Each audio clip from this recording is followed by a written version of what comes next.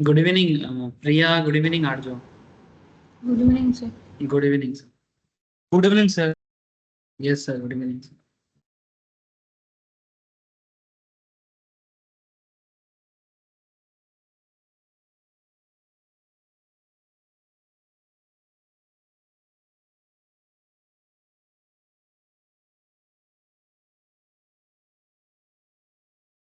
ठीक है, दिख रहा है ना?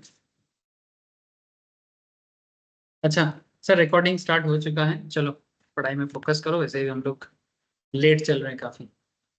आज मेरा माथा खराब हो गया, इसलिए लेट हो गया मैं। नहीं नहीं ठीक है, तू आज बहुत मूड में लग रहा है। नहीं आज कुछ मूड में तो लग रहा है, नहीं आज। चलो बात करते करते अगर मूड हो जाए तो ठीक है, नहीं तो नहीं। आज सुबह सुबह हावड़ा स्टेशन क्या घूम के आ गया, मूड आ गया उसको। है नॉर्मली हमेशा सर पढ़ाई पे बात करते हैं, ऐसा करते हैं ना क्लास। अच्छा, तो ये रिकॉर्डिंग नहीं हुआ? हाँ हो रहा है। अच्छा, मैसेज मिला है सनन रिकॉर्डिंग का? हाँ सर। गलती होगी, चलो अब क्या करें, मीटिंग चालू नहीं हो सकती। अच्छा, तो sir share capital and debenture company law में हम लोग बेसिकली पढ़ाई कर रहे हैं। कंपनीज एक्ट 2013, इसमें हम लोग शेयर कैपिटल एंड डिवेंचर के बारे में ये बात कर रहे हैं कि ये जो कंपनी मार्केट से मनी रेज करते हैं, फंड रेज करते हैं, तो फंड रेज करने के टाइम पे कंपनी को इक्विटी चाहिए होता है या तो डिवेंचर चाहिए होता है। और ये इन लोगों का एक रेगुलर हैबिट हो चुका है कि पैसा चाहिए। ठीक है, जैसे रिसेंटली वोडाफोन का अगर आप केस देखो, बार बार वोडाफोन इसलिए मैं बात कर रहा हूँ क्योंकि वोडाफोन का सीरियसली अभी पूरा एक चेंज चल रहा है, उनको बहुत पैसा चाहिए। If you go through the Vodafone balance sheet, ठीक है, तो आपको पता लगेगा कि उनको कितना नीड है। ठीक है, सो रिसेंटली फिर से वोडाफोन ने बोला कि उनको अभी लोन चाहिए, डिवेंचर चाहिए। ठीक है, अप्रोक्स 23,000 करोड़ का डिवेंचर चाहिए, 23,000 करोड़। ठीक है, तो इन लोगों का ये सब खेल चलेगा और आप लोगों को ये सब चीजों के साथ हमेशा एक क्या होना चाहिए, कनेक्टिविटी बनाना चाहिए। जैसे बताऊंगा, वोडाफोन इंडिया न्यूज, ये देखिए बोला ना अभी कुछ दिन पहले कि ये लोग पैसा रेज करेगा। पैसा रेज किया, ऑलरेडी इक्विटी इशू कर चुका है। इक्विटी इशू माने ये तो कंपनी लिस्टेड है, पहले से ही लिस्टेड है, तो फिर इक्विटी कैसे न्यू इशू किया, एफपीओ किया। क्या किया? FPO, follow on public offer. और फॉलो ऑन पब्लिक ऑफर करते ही इन लोगों का शेयर 10 टका करके आया था। इवन मैं क्लास में भी बोला था कि थोड़ा तो गेन करेगा, बट कम कम से कम 16-17 टका में 16 टका चला गया था, 6 टका पर शेयर। तो कुछ मतलब रखता है 10 का शेयर, 6 माने अप्रोक्स 60% हो जाएगा। कितना हो जाएगा? हाँ 60%। तो 60% रिटर्न दिया सर, और क्या चाहिए? अगर तुम, अगर 1,000 शेयर में भी तुमने इन्वेस्ट किया, 1,000 × 6, 6,000, इन्वेस्टमेंट कितना है? हाँ 1,000 शेयर 6 टका करके, 1,000 शेयर 6 टका करके 6,000 होता है। इन्वेस्टमेंट है 10,000, इन्वेस्टमेंट है 10,000, प्रॉफिट है 6,000। मतलब 10,000 लगा के 6,000 रिटर्न आया। मतलब हम ऐसा बोल सकते हैं कि मेरा टोटल 16,000 रेवेन्यू आया। ठीक है, उसमें 6,000 मेरा प्रॉफिट है और इन्वेस्टमेंट मेरा 10,000। ऐसा काफी स्टूडेंट ने किया है। हाँ, अब तो क्या लगता है?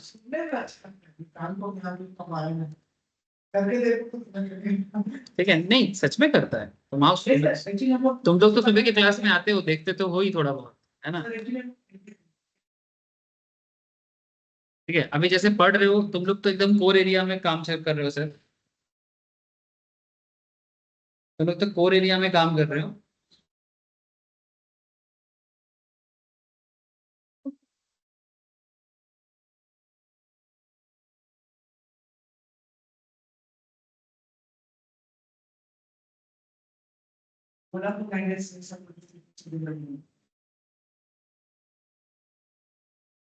ठीक है, तो बेसिकली वोडाफोन ने रिसेंटली फिर से लोन के लिए अप्लाई किया। तो बेसिकली 5G रोल आउट करना है, जियो और ये सब को साथ टक्कर देना है, तो इनको पैसा चाहिए सर, काफी पैसा देने। ठीक है, और पैसे के चक्कर में हम सबका माथा खाता है।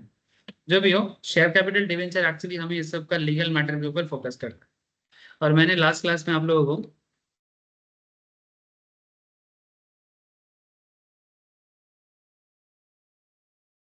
डीबीआर कहाँ पर है?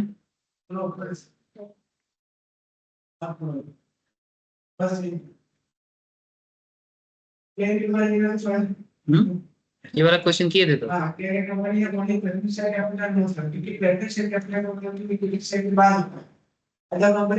शेयर है प्रेफरेंस शेयर ना तो किसका प्रेफरेंस है, किसके ऊपर प्रेफरेंस? एग्जैक्टली।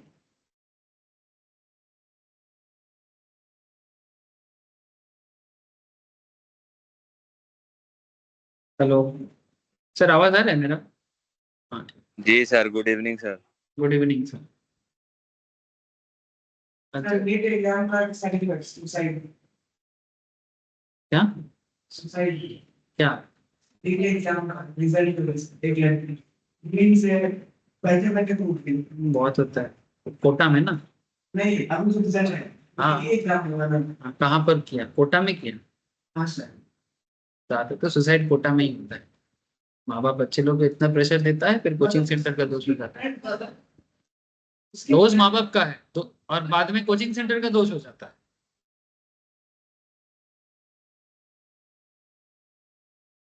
नहीं ठीक है, सरकार ने कोचिंग सेंटर पे बहुत कुछ कर रहा है, माँ बाप को भी कुछ नहीं बोल रहा है। प्रेशर कौन डालता है? Coaching centre. माँ बाप तो कर रहा है, जिसको जो पढ़ना नहीं है उसको जबरदस्ती पढ़ा रहा है, फेल करने से प्रेशर कर रहा है। मतलब जो मन करे वो करने दो बच्चे को। अच्छा, ये सब बात हम लोग लास्ट क्लास में किए थे, स्टॉक और शेयर में डिफरेंस क्या होता है। हाँ, बाकी कोई लोग जाने ना जाने, आप तो जानो।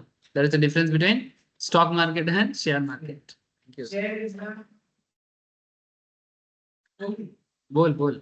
Share is the actually smaller definition of large yes, stock is the collection और bundle of paid up set है। वेरी गुड, थैंक यू, बहुत अच्छा समझा। बस ऐसे ही उन्नति करते हैं। अच्छा हाँ, ये वाला हम लोग बात कर रहे थे लास्ट क्लास में कि मार्केट में वोटिंग राइट्स के ऊपर बेस करके दो तरह का शेयर दिखता है। इक्विटी शेयर कैपिटल, जिसके बारे में सेक्शन 43A में बोला है, एक्सप्लेनेशन किया है सेक्शन 43 के अंदर कि share capital which are not preference share capital are termed as equity share capital. जो इक्विटी शेयर प्रेफरेंस शेयर नहीं है वो इक्विटी शेयर होता है। प्रेफरेंस शेयर कैपिटल में बेसिकली क्या होता है कि प्रेफरेंस शेयर को हम लोग नॉर्मली प्रेफरेंस बेसिस पे डिविडेंड देते हैं। प्रेफरेंस बेसिस में मतलब इक्विटी को देने से पहले प्रेफरेंस को दिया जाएगा। मैं इसका आपको थोड़ा इकोसिस्टम 2 मिनट समझा देता हूँ। मैंने इसका इकोसिस्टम कुछ ऐसा चलता है, मेरे को किसी एक कंपनी का ना थोड़ा सा बैलेंस शीट चाहिए। चलो एक काम करते हैं, टिकट टेप ओपन कर लेते हैं। टिकट टेप में थोड़ा सा इजीली मिल जाता है, आप लोग भी गो थ्रू कर सकते हैं ये सब चीजें, काफी आइडिया मिलेगा। घर पे फालतू मैंने मोबाइल का स्क्रॉलिंग मत करना, काम का चीज पे स्क्रॉलिंग करना, ठीक है। यूट्यूब शॉर्ट्स कम देखा कर, ठीक है। ये सब काम का चीज पे सारा दिन पढ़ना ज्यादा, देखना कम, ठीक है। वीडियोस देखना कम करो, पढ़ो। जब भी कुछ भी मिले नहीं यूज करो, टेक्नोलॉजी का सटीक यूज करो। Yes technology is always helpful sir, but try to use it in a proper way, ठीक है।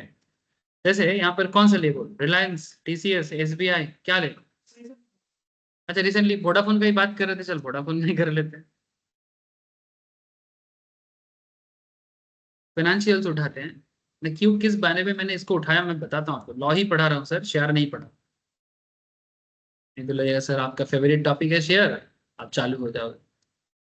नहीं सर, फेवरेट टॉपिक मेरा लॉ भी है। तुम लोग सोचोगे, आप लोग सोचोगे कि मैं ऐसा बोल रहा हूँ। स्टॉक मार्केट क्लास में उन लोगों को मैं लॉ पढ़ाता रहता हूँ। ठीक है, आप लोगों को शेयर मार्केट दिखाता रहता हूँ, स्टॉक मार्केट क्लास में मैं बिजनेस लॉ पढ़ाता हूँ, इकोनॉमिक्स पढ़ाता हूँ, कभी कभी अकाउंटेंसी भी सिखाता हूँ। इवन आप लोग फाइनेंस में जो टॉपिक पढ़ते हो ना, कभी कभी उन लोगों को भी मैं जबरदस्ती पढ़ाता हूँ। सर हम लोगों को नेक्स्ट ये भी पढ़ना मैं पैनल ले लूंगा। हाँ, पढ़ना तो होगा पूरा सब ही है एकदम, यही सब इधर है। अब देखो मैं क्या चीज आपको बोलना चाह रहा था कि लीगल जो कॉन्सेप्ट है प्रेफरेंस शेयर और इक्विटी शेयर का, एक कंपनी का पीएल उठाया मैंने, उसमें रेवेन्यू से लेके ईपीएस तक का जाननी है। ये ईपीएस बिलोंग्स टू इक्विटी वाले। हाँ, ये जो ईपीएस कैलकुलेट हुआ है किसके लिए हुआ है? इक्विटी के लिए। नाउ इसमें और एक चीज आता है sir, this is called interest. मैंने बेसिकली, सॉरी, इसमें रहेगा। हाँ, इंटरेस्ट देखो, वोडाफोन आइडिया का मार्केट में 25,000 करोड़ का मार्केट में लोन है। कितने का? 25,000 करोड़ का। ये और भी बढ़ने वाला है, ये और भी बढ़ने वाला है लोन, क्योंकि हाँ, तो लोन बढ़ेगा तो इंटरेस्ट और बढ़ेगा। वही मैं बोलने का कोशिश कर रहा था। बैलेंस शीट देखने से लोन का डिटेल्स मिल जाएगा। यहाँ पर तो आपको रिकरिंग इंटरेस्ट क्योंकि पीएल में चार्ज होता है इसलिए दिख रहा है, लेकिन लोन का डिटेल्स आपको बैलेंस शीट में दिखेगा कि कितना शॉर्ट टर्म बोरोइंग है, कितना लॉन्ग टर्म बोरोइंग है, वो बैलेंस शीट आपको दिखा देगा। नाउ माय क्वेश्चन इज कि ये इंटरेस्ट के अंदर नॉर्मली क्या क्या इंटरेस्ट होता है? डिवेंचर का होता है, बैंक लोन का होता है ना? चाहे बैंक लोन हो, टर्म लोन हो, डिवेंचर हो, ठीक है, बॉन्ड का इंटरेस्ट हो, ठीक है, सभी चीजें यहाँ पर इंटरेस्ट के रूप में दिखा रहा है। सब मिला जुला के एक यहाँ पर एक्सट्रैक्टेड कॉन्सेप्ट हम लोग देख रहे हैं। नाउ कॉन्सेप्ट इज कि ये जो bank loan, debenture, bond etcetera, ये जितना सारा चीजें इसके ऊपर नॉर्मली हर कंपनी को इंटरेस्ट चुकाना पड़ता है, ठीक है। तो कंपनी खुद खाए ना खाए, इनका पैसा पहले दो। Try to understand my point. आप खुद खाओ ना खाओ, पहले इनका पैसा देना पड़ेगा। तो जैसे कि हम लोग जो भी प्रॉफिट करते हैं, जिसको हम लोग पीबीआईटी या ईवीआईटी बोलते हैं, इसमें से सबसे पहला अधिकार डिवेंचर वाले का होता है। यानी as per company law angle से अगर मैं बात करूं, तो कंपनी लॉ एंगल से अगर बात करें तो सबसे पहले अधिकार किसका है? डिवेंचर होल्डर का, ठीक है।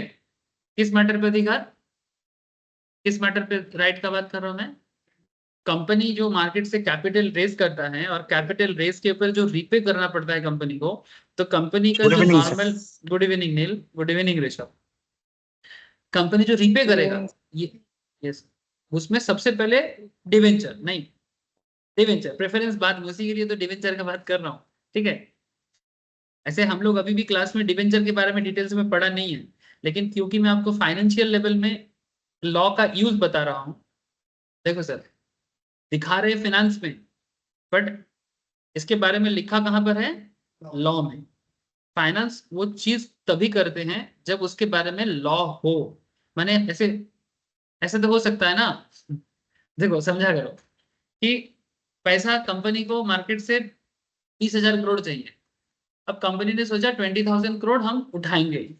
20,000 करोड़ में से 10,000 करोड़ इक्विटी से उठाया। इक्विटी के अंदर मानो 3,000 करोड़, 10,000 करोड़ के अंदर मानो 3,000 करोड़ प्रेफरेंस है। आउट ऑफ 10,000 करोड़ 3,000 करोड़ में भी प्रेफरेंस है, और बाकी जो 10,000 करोड़ है ये डिवेंचर से। अभी पैसा तो सभी ने दिया है, पैसा तो सभी ने कंपनी में डाला है, तो जब पाना हो वापस, जो उसको जब बने उसका जो क्या बोलते हैं इसको, जब कंपनी से उसको रिटर्न चाहिए, ठीक है, जब उसको प्रिंसिपल प्लस इंटरेस्ट का रिटर्न चाहिए, तो रिटर्न के मामले में सभी कोई लाइन में खड़ा हो सकता है।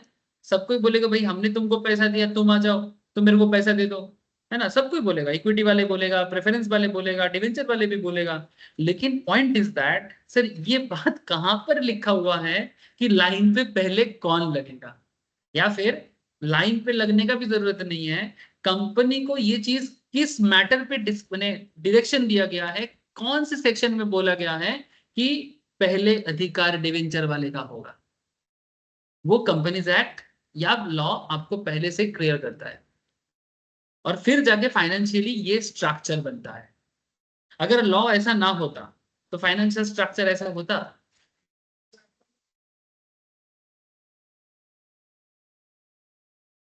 आप लोग समझ रहे हो कि how law and finance and accounts is connected with each other? Obviously. अभी तो सर लिखते हैं कि प्रॉफिट दिखा देंगे टैक्स हमारे, ठीक है, वो तो प्रॉपर चाहिए। Try to link up this things. आप लोग सोच रहे हो मैं फाइनेंस बता रहा हूँ, लेकिन नहीं, मैं आपको लॉ बता रहा हूँ। फाइनेंस पे फिलहाल बिल्कुल बात नहीं करेंगे। फाइनेंस पे बात करते तो मैं प्रॉफिट उठा के बात करता कि कितना प्रॉफिट हुआ था, कितना प्रॉफिट नहीं हुआ है, आगे का क्या स्ट्रक्चर लग रहा है, क्या स्टॉक का दाम बढ़ेगा, वो फाइनेंशियल बात होता, स्टॉक मार्केट का बात होता। मेरा करंट मुद्दा वो सब नहीं है। मैं बस आपको बताना चाहता हूँ कि डिवेंचर ही क्यों पहले आता है, लॉ में लिखा है इसलिए आता है। अच्छा, पीबीटी के बाद, पीबीटी के बाद सरकार के घर में टैक्स देना पड़ता है। नेट इनकम और पीबीटी के बीच में क्या है? टैक्स है। डिवेंचर का इंटरेस्ट पहले दिया sir, this is called before tax item. Interest is called before tax item. बीच में सरकार का टैक्स है। जैसे सरकार के घर में टैक्स दे दिया, इसके बाद आता है after tax item. After tax item में पहले आता है प्रेफरेंस वाले, ठीक है। ये जो कंपनी का नेट इनकम दिख रहा है, नेट इनकम जो दिख रहा है, नेट इनकम में नॉर्मली अधिकार दोनों का है। ऐसे तो वोडाफोन आइडिया का लॉस में चल रहा है, ठीक है। तो पॉइंट इज ओवरऑल अगर देखा जाए तो यहाँ पर प्रॉब्लम है। लेकिन आप कोई बोलेगा सर तो फिर जिसने वोडाफोन का शेयर खरीदा वो तो रिसेंटली प्रॉफिट किया। सर वो वाला प्रॉफिट को कैपिटल गेन कहते हैं, Yes, sir. ठीक है। वो कैपिटल गेन है, ये अकाउंटिंग प्रॉफिट का बात नहीं चल रहा है। ओवरऑल हर एक शेयर होल्डर का जो हालत है, कंपनी का करंट बोलबाला नेगेटिव में ही है, ठीक है। कंपनी का जो करंट सिचुएशन है वो नेगेटिव में है। लेकिन अगर ये कंपनी का स्ट्रक्चर अगर स्ट्रांग होगा तो उसके लिए क्या होगा, कंपनी जितना इनकम करेगा, ये जिस दिन इनकम में बदलेगा, इनकम में पहला हक अगर कंपनी प्रेफरेंस इशू किया है तो पहले प्रेफरेंस शेयर को देगा, उसके बाद कंपनी का जो बचेगा वो कंपनी अपने नेट शेयर बने जो कंपनी का ऑर्डिनरी शेयर होल्डर है उनको देगा, ठीक है। तो इसको इसलिए बोलते हैं कि सबसे लास्ट में राइट आता है इक्विटी शेयर होल्डर का, ठीक है।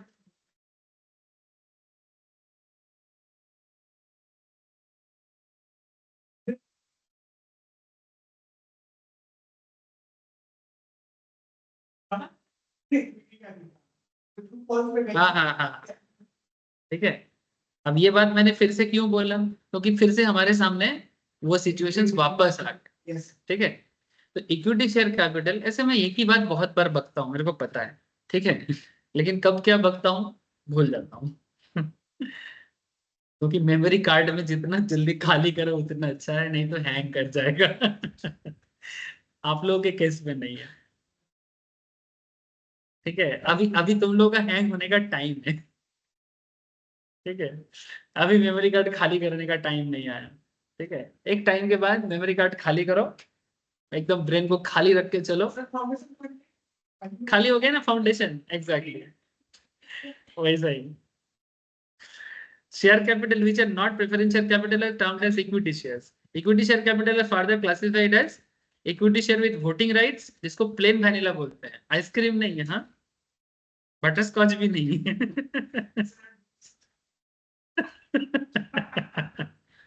ठीक है। ये वाला वैनिला का मतलब क्या है, लास्ट क्लास में बोला था, बोल। आई रुक, बोल।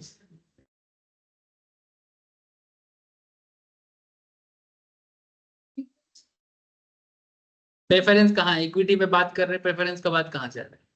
प्लेन वैनिला का क्या मतलब बता रहे,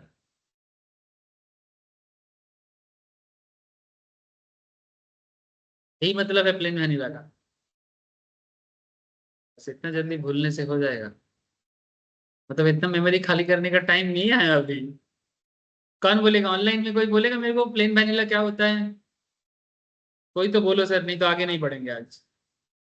आज ना छोड़ेंगे दम न मानो, कोई तो बताओ प्लेन वैनिला का क्या मतलब बता था आप लोग।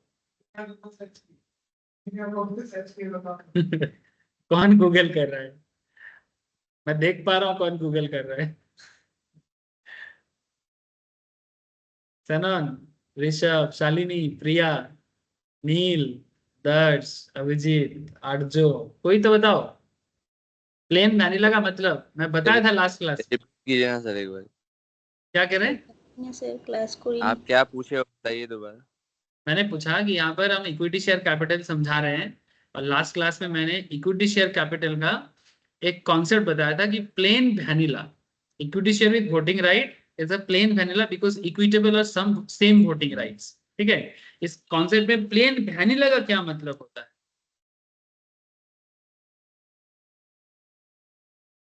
लास्ट क्लास तो किया ही नहीं मैं। चल ठीक है, चल बच गया तुझा, तो लास्ट क्लास किया नहीं। हाँ बोलो सर, कोई कुछ कह रहे हो, बोलो। थीलम ना तो क्लास क्लास ठीक है, चलो सब बोल रहे कोई नहीं था, तो फिर क्लास में ऑनलाइन में कौन था। आई नो कौन नहीं था, मुझे आप पता है। क्या मैं, आपको तो पता है मैं नहीं था लास्ट हाँ वाले हाँ में। ठीक है ठीक है। ठीक है, तुम लोग पतली गली पकड़ो, कोई दिक्कत नहीं है, ठीक है। अच्छा, चलो कोई बात नहीं। प्लेन वैनिला का मतलब सर ये होता है कि किसी भी फिनेंशियल, अचल बता, गोपाल बोलने के लिए रेडी है। क्या मतलब है, क्या चीज का मतलब है, जैसे क्या चल रहा है, क्या होता है प्लेन वैनिला। प्लेन वैनिला का मतलब ये है कि एक्चुअली जब इक्विटी शेयर इशू किया जाता है तो उसमें जब जब उन लोगों को मिनिमम फ्रीडम कैपिटल में जो वोटिंग राइट्स मिलता है वो उनके लिए इक्वल होता है। अब ब्रिटिश जो लैंग्वेज उठा के रखा है वो जो ब्रिटिश लैंग्वेज था उसी के ऊपर वो उसका नाम प्लेन वैनिला रखा है। क्यों रखा? क्योंकि इक्विटी शेयर होल्डर्स को फ्रीडम शेयर कैपिटल के ऊपर सेम वोटिंग राइट्स मिलते हैं। अगर वो लोग डीबीआर में जाते हैं तब वो चीज बदल जाती है। चलो वो तो ठीक है, वो तो डिफरेंस बता रहे हो तो ऑर्डिनरी और डीवीआर का डिफरेंस बता रहे हो। मैं पूछा कि प्लेन वैनिला का क्या मतलब है, मैंने यहाँ पर प्लेन वैनिला क्या क्यों दिया? ऐसे तो वैनिला आइसक्रीम होता है, एक तरह का खाने का चीज भी होता है। मैंने सुना कि किसी कीड़ा मकोड़ा से निकाला जाता है, ऐसा मैंने सुना। आई डोंट नो, मेरे को एग्जैक्टली आइडिया नहीं है। चलो वो मेरा सब्जेक्ट भी नहीं है, लेकिन मैं पूछ रहा हूँ कि ये लोग प्लेन वैनिला क्यों यूज करते हैं। मैं लास्ट दिन समझाया था कि किसी भी फिनेंशियल टर्म्स का या किसी भी फिनेंशियल प्रोडक्ट का या किसी भी फिनेंशियल मॉडलिंग का सिंपल स्ट्रक्चर को डिनोट करने के लिए they using the word plain vanilla. Actually Europeans में और अमेरिकन में किसी भी चीज का नाम खाने से जोड़ने का इन लोगों का एक हैबिट होता है। मैं आप लोगों को लास्ट दिन समझा रहा था एक फ्रूट्स का नाम देके कि नॉर्मल एप्पल को एप्पल बोलते हैं, ताल का जो पाम का जो अंदर का जो सांस होता है, ठीक है, जो गर्मी के टाइम पे मिलता है, हाँ अभी भी मिल रहा है, गर्मी जब तक रहेगा वो मिलता है, उसको आइस एप्पल बोलते हैं।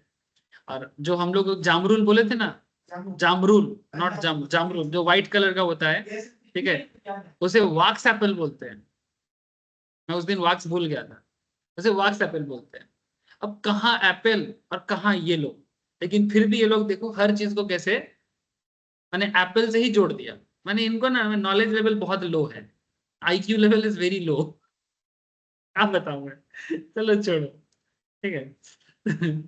ऐसे डिफरेंट नहीं, किसी को ऐसे नहीं बोलना चाहिए, बट ऐसा ही कॉन्सेप्ट है और बच्चा लोग लूट लेता है। अगर तो इस सब्जेक्ट को बोला जाए तो अगर आईटी तो बताऊं एकदम जो संभाला वो कैसे संभालेंगे। इंडिया को इसलिए संभाल पाया 200 साल, ये हम लोगों का दोगलापन के कारण। हाँ 200 इयर्स ठीक है, ठीक है, ये इंडियन हम लोग ना अपने आप को बहुत ज्यादा मैंने चालाक समझते हैं। और सबसे बड़ा जो प्रॉब्लम इंडियंस के अंदर मैं अभी तक मैंने ऑब्जर्व किया कि वो है कि हमारे बीच में भाईचारा का बहुत प्रॉब्लम है, हम ब्रदरहुड का बहुत प्रॉब्लम। स्पेशली लास्ट 200-300 साल में ऐसा हुआ है, उससे पहले नहीं हुआ है। ये बीच में लास्ट 500 ईयर्स में हम लोगों के जो बने ब्रदरहुडनेस है, एक दूसरे के प्रति जो रेस्पेक्ट है वो बहुत घट गया है, इतना ज्यादा तभी हमारे देश में दूसरा लोग रूल कर पाता है। ठीक है, यानी हम लोग एक दूसरे को बहुत जज करते हैं, छोटा नीचा ऊंचा नीचा करते हैं, और यही इंडियंस का सबसे बड़ा प्रॉब्लम रह गया है। और इसी के कारण हमारे जो धार्मिक बंटवारा हुआ है इसी कारण से हुआ है। जितना लोग आज भारत के, तो सभी लोग, हिंदुस्तान देश का नाम हिंदुस्तान है, तो इन सिंपल सब हिंदू है। ये बात कोई माने या ना माने, देश का नाम हिंदुस्तान है, ये कोई इग्नोर नहीं कर सकता। बाद में कोई इस्लाम फॉलो करता है, क्रिश्चियनिटी फॉलो करता है, सब आपका अपना अपना, उस चीज को मैं भी रिस्पेक्ट करता हूँ, सबको रिस्पेक्ट करना चाहिए। लेकिन ठीक है, लेकिन इस तुम जिस देश के हो, ठीक है, जैसे कोई सिखिज्म फॉलो करता है, जानते हैं सिखिज्म जैनिज्म तो इसी देश का है, तो डजंट मैटर, वो तो टीचिंग्स है। लेकिन मेरा कहने का मतलब है देश का नाम हिंदुस्तान है ना, तो इन सिंपल, जैसे मानो बांग्लादेश का लोगों को हम लोग बंगाली बोलते हैं, उड़ीसा के लोग को हम लोग ओडिया बोलते हैं, वैसे हिंदुस्तान के लोगों को हम क्या बोलेंगे? अगर कोई धार्मिक कॉन्सेप्ट से ना जोड़ो तो please tell me, don't keep it मैंने connect with any religious concept. Hindustan में रहने, ईरान के लोगों को क्या बोलते हैं? ईरानी। पाकिस्तान के लोगों को क्या बोलते हैं? पाकी, है ना, बोलते हैं ना, ठीक है। तुर्कमेनिस्तान के लोगों को क्या बोलते हैं? तुर्की के लोगों को तुर्की बोलते हैं ना, तुर्क ऐसे बोलते हैं। हिंदुस्तान के लोगों को क्या बोलोगे? हिंदू। लेकिन तुम ये बोल नहीं सकते। प्रॉब्लम क्या जानते हो? ब्रदरहुड का प्रॉब्लम, वही प्रॉब्लम। जो इस्लाम फॉलो करते हो बोलेंगे हमको हिंदू मत बोलना। क्यों भाई? इस्लाम तुम्हारा रिचुअल्स है, तुम अंदर से उसको एक पूजा का कॉन्सेप्ट है, करो ना। तुम्हें तुम्हें राम में, तुम्हें दुर्गा में कुछ दिखता नहीं, मत देखो। तुम्हें मोहम्मद में दिखता है, देखो। किसी को जीसस में प्यार है, मोहब्बत है, करो। वो तो अपना अपना है। लेकिन तुम अपना पहचान को क्यों भूल रहे हो? कहाँ गया तुम्हारा पहचान, क्या है तुम्हारा? That's a very big problem. Point to be noted sir, मैं किसी को आघात करने के लिए नहीं बोला, just try to think it. अपने आप को इंडियन बोल दे ठीक है, इंडियन बोल सकते हैं, हिंदू नहीं बोल सकते। लेकिन जबकि ये इंडिया नाम हिंदू से ही आया है। इंदा से इंदू, इंदू से हिंदू, एंड हिंदू से ही जब ब्रिटिश लोग आया वो लोग इंदो इंदो बोलता था, माने यूरोपियंस, तो इंडो से इंडियन, ठीक है। और ईरान के लोग हम लोगों के सबसे आसपास का पड़ोसी था, अफगानिस्तान तब अलग नहीं था, हमारा था, माने इंडिया का एक भाग था। तो अफगानिस्तान माने बेसिकली वहां पर एक पर्वत है, उसका नाम है हिंदू कुश। आप लोग हिस्ट्री जियोग्राफी देख लो, मैं फैक्ट्स के बिना बात नहीं करता। हिंदू कुश माउंटेन का नाम हिंदू कुश क्यों है? बिकॉज वो कुश किसी कारण से होगा, लेकिन हिंदू कुश माने ईरान के लोग उसको हिंदू कुश बोलता था, जो आज के डेट में पाकिस्तान और अफगानिस्तान का बॉर्डर है, ठीक है। और साथ में हिमालय से भी जुड़ा हुआ है, वो ग्रेटर हिमालय का पार्ट है। तो हिंदू उसके पार जो है वो हिंदू है, और इंदास के किनारे जो रहता है वो हिंदू है। That's a very simple term.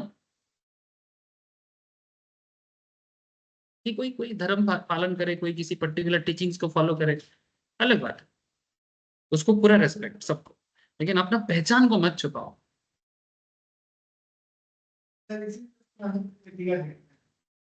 पहचान मत छुपाओ, पहचान छुपाना माने बहुत गड़बड़, और इसी से तो गड़बड़ है। कल कोई और आएगा और राज करेगा, क्यों? क्योंकि हम लोगों के बीच में यूनिटी नहीं है, और हम लोग सच्चाई को जानना नहीं चाहते। वही वही तुम बोला ना कि ब्रिटिश का आईक्यू कम था, आईक्यू ज्यादा था, आईक्यू कम ज्यादा कुछ नहीं था। वो उनका काम था लोगों के ऊपर राज करना, हमारा काम था माने बेसिकली अपने बीच में टूटफाड़ करना, माने बेसिकली हमें एक रहना नहीं है। आईक्यू दूर की चीज है, हमें एक रहना नहीं है। That's the main thing. Respect खत्म तो सब खत्म। और अपना पहचान को, जैसे पाकिस्तान लोग अपना हिस्ट्री में क्या पढ़ाता है? पाकिस्तान का कोई ओरिजिनल हिस्ट्री है? उसको अगर ओरिजिनल हिस्ट्री पढ़ना है तो भारत का ही हिस्ट्री पढ़ाना पड़ेगा। बांग्लादेश का कोई ओरिजिनल हिस्ट्री होगा एज ए कंट्री? उसको जब भी बोलना होगा हमारे बारे में, भारत के बारे में ही बोलना होगा, और वो उसको छुपाना चाहता है, और छुपाने के कारण उनका नॉलेज के कभी एनहांसमेंट नहीं हो। इसलिए आज पाकिस्तान का हालत देखो और बांग्लादेश का हालत देखो, क्योंकि जब जब तुम सच्चाई से दूर भागोगे तुम्हारा हालत दिन ब दिन बदतर होता जाएगा। इवन भारत का भी, जब तक भारत सच्चाई की तरफ मुंह नहीं मोड़ा है तब तक इसका प्रगति रुका हुआ है। जब भारत सच्चाई की तरफ जितना जाएगा, ठीक है, अपने रूट अपना ओरिजिनलिटी में जितना तुम रहोगे, तुम बढ़ोगे ही बढ़ोगे। कॉपी कैट करके कुछ नहीं होता दुनिया में, ओरिजिनलिटी में ही सब कुछ छुपा है। बाकी रिचुअल्स में पूरा रेस्पेक्ट है सर, उसमें मैं कोई आघात या किसी भी तरह का टिप्पणी नहीं करना चाहता। वो सबका अपना अपना है, कि कोई प्रार्थना करेगा, कोई प्रेयर करेगा, कि कोई इबादत करेगा, सबका अपना। सर थोड़ा बोल दिया, भावुक हो गया, माइंड मत कर। चलो आ जाते हैं। अब तुम ऐसे सवाल किया ना, रोक नहीं पाया अपने आप। तो बोल रहा था ना कुछ उल्टा सीधा बात करते हैं। हो जाता है सर, तुमको पता है। ऐसा बात मत करो कि मैं बात कर रहा हूं। चलो छोड़ो। सर एक्चुअली प्लेन का ना वोटिंग राइट डीवीआर है, ये तो सेक्शन 43 के अंदर आता है। अगर देखना हम सेक्शन 43 मेंशन करें, हाँ सेक्शन 43 मेंशन करके थे। अच्छा, plain vanilla because equitable same voting rights, माने बेसिकली जितना शेयर होगा उतना वोटिंग राइट्स, सिंपल।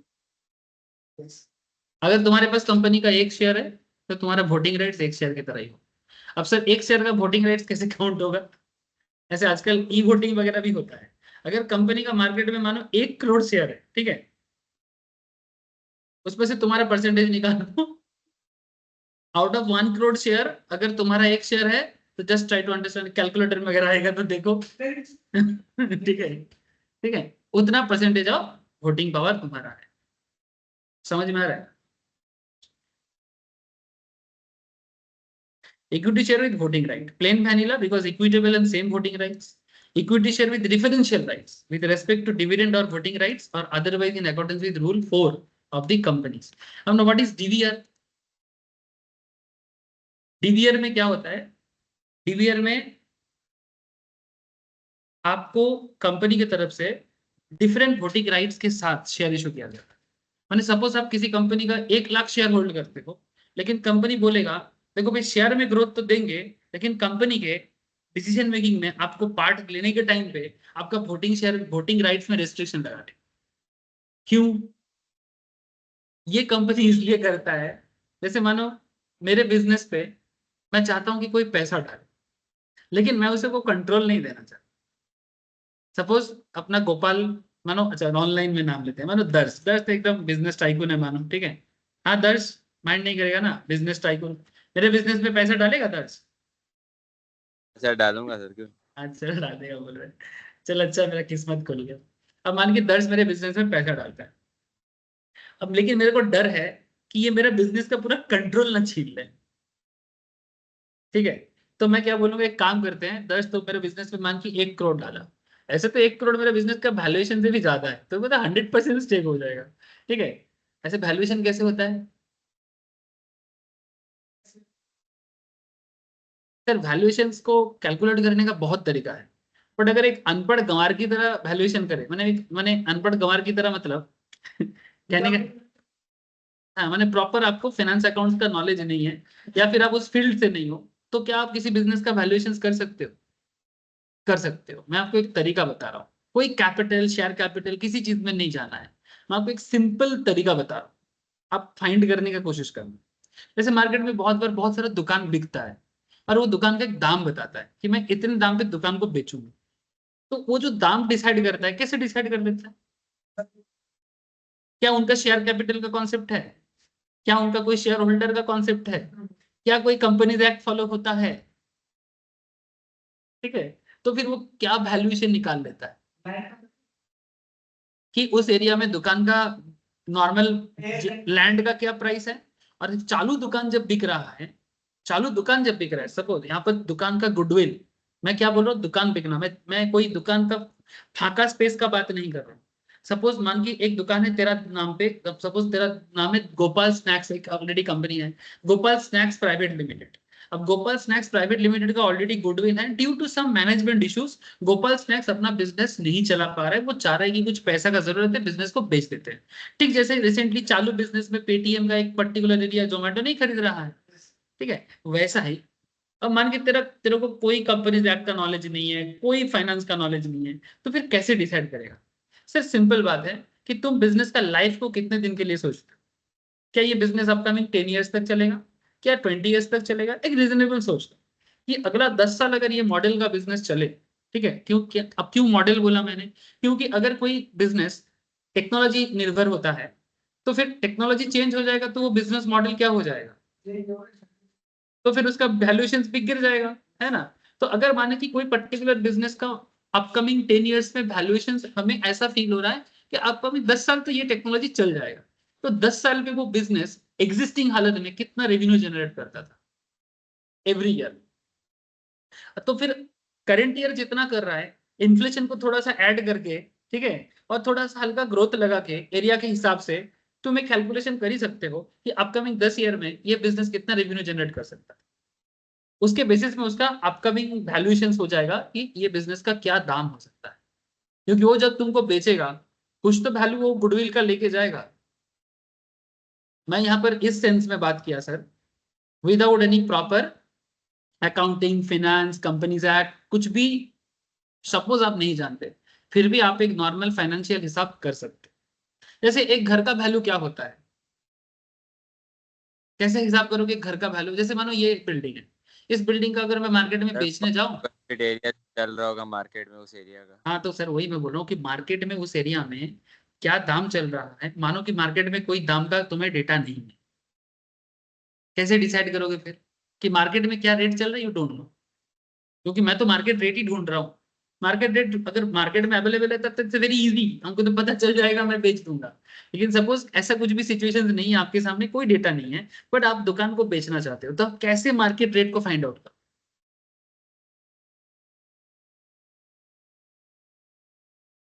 मान के चलते बेसिक स्ट्रक्चर है, बहुत कोई इटालियन मार्बल से नहीं बना।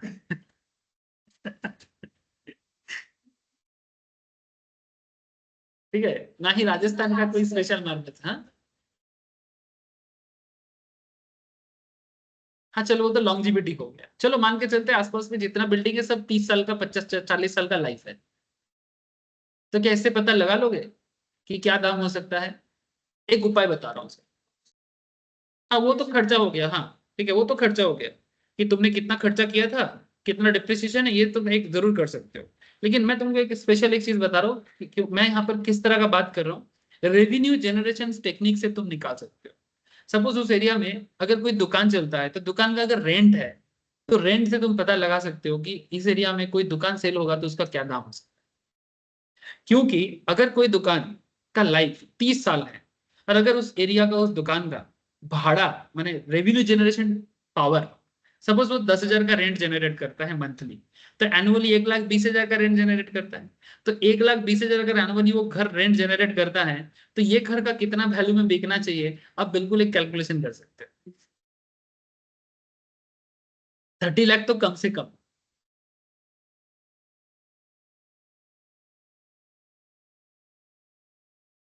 ऑलमोस्ट 30 लाख। थोड़ा बहुत अब थोड़ा बहुत डिप्रिसिएशन वगैरह चल लगाना है क्योंकि बिल्डिंग है वो तो गिरेगा, लेकिन ग्रोथ ज्यादा है, डिप्रिसिएशन कम ही होगा उस हिसाब से। तो कुछ नहीं तो 25 लाख का तो मिल ही सकता है ना।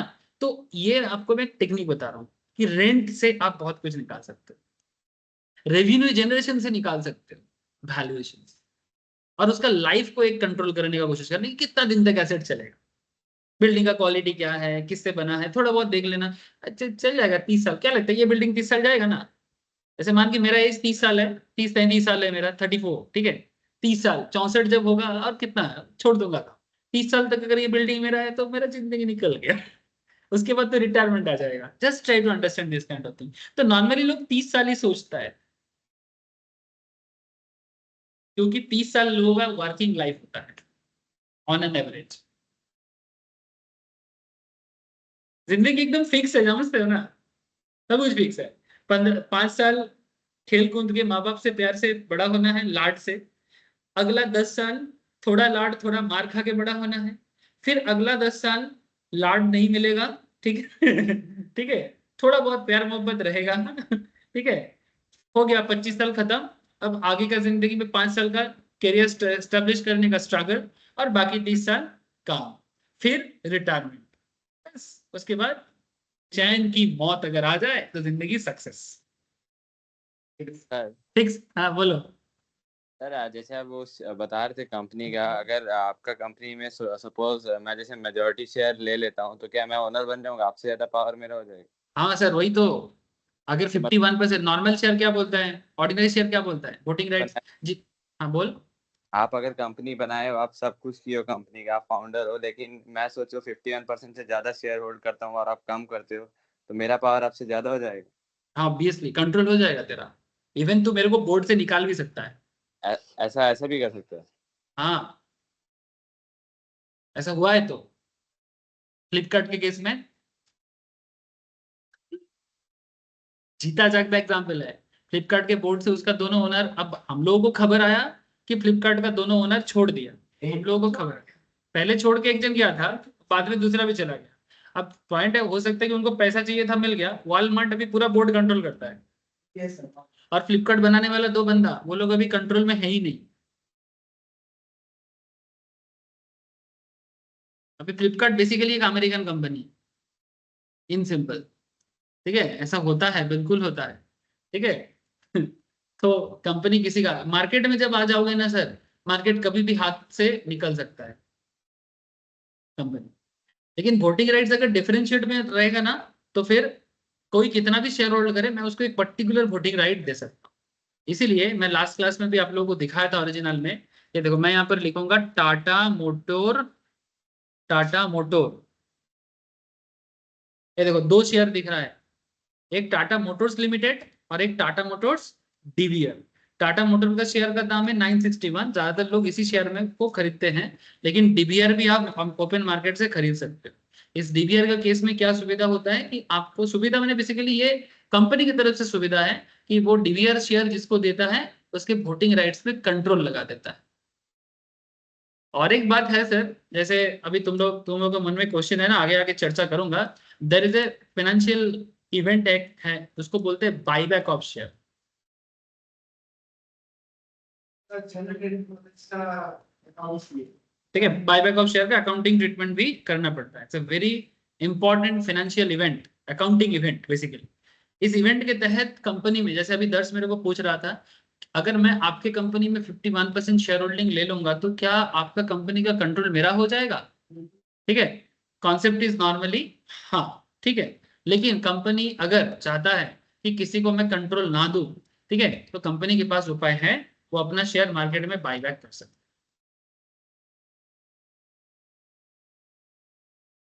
वो प्रोसेस है, सिखाऊंगा आप लोग, फिलहाल इतना बता देते हैं। सपोज मैंने किसी कंपनी का शेयर 1000 टका में परचेज किया था, जब से वो जैसे मेरे साथ हुआ है, मैंने इन्फोसिस का शेयर खरीदा था, थोड़ा पुराना बात है, 5-6 साल पुराना बात, मोस्ट प्रोबेबली 18-19 के आसपास का बात है, आप गूगल करके चेक कर सकते हो कि इन्फोसिस बाईबैक, ठीक है।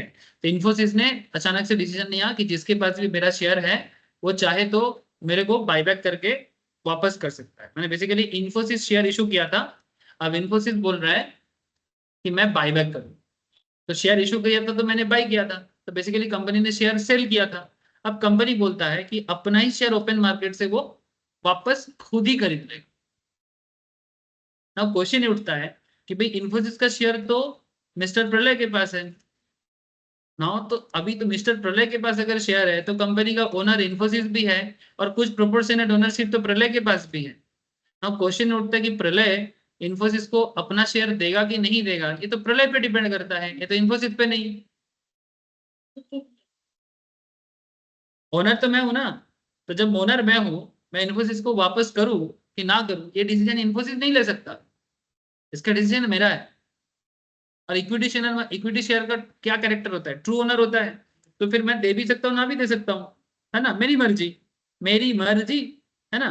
लेकिन किंतु परंतु इन्फोसिस मेरे सामने एक ऐसा लालच रखेगा, ठीक है, मैं वो लालच को ठुकरा नहीं सकता, क्योंकि मैंने, मिस्टर प्रलय ने स्टॉक मार्केट में जो इन्फोसिस का शेयर खरीदा था, किस ऑब्जेक्टिव से खरीदा था, प्रॉफिट, है ना। इन्फोसिस मेरे को बोलता है प्रलय जी आपको पर शेयर में 400 टका एक्स्ट्रा देंगे।